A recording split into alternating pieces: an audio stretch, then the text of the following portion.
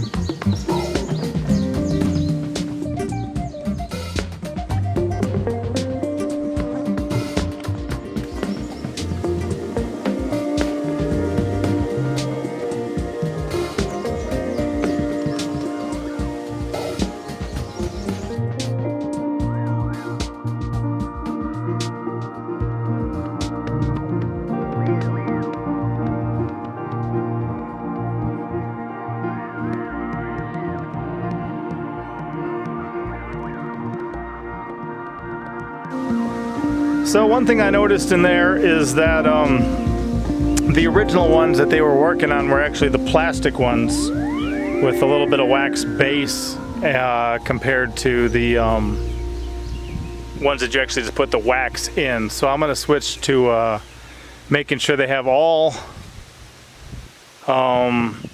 plastic.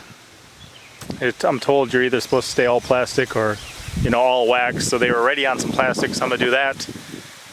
I'm talking with a friend right now. He says because of some things, just put them back in the nuke for right now.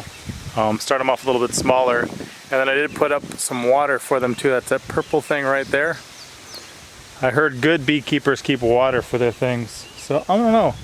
At one point I got some sticky stuff on there too. I'm gonna taste that, see what that's like. Actually,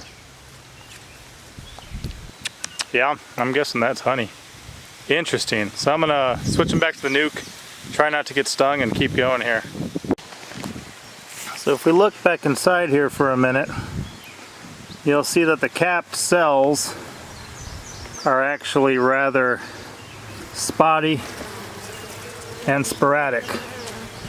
What that means is that that's drone cone, I guess, where a drone is actually laying, and there's not actually a queen. I'm going to see if I can find a queen cell, where there might be one in there, but I'm not sure. So I'm going to do that and then also put them back into the nuke over there, and we'll go from there. All right, we'll see.